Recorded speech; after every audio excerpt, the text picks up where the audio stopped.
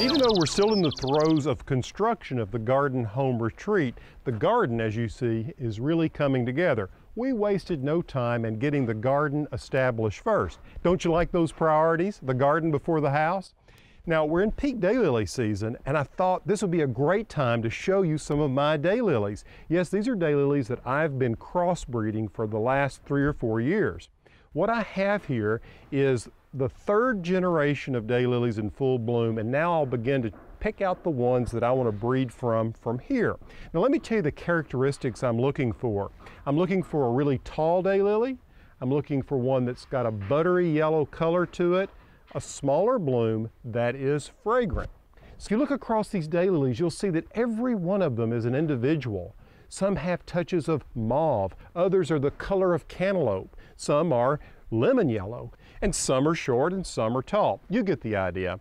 Now let's talk a little bit about the breeding line that I went through here and the parentage of these plants. I started in the beginning with the 1st generation by crossing a white daylily, or almost white, called Jones Senior, with one called Hyperion. Hyperion's been around for a long time and it's very fragrant. So there's where the fragrance comes in, the color from Jones Senior.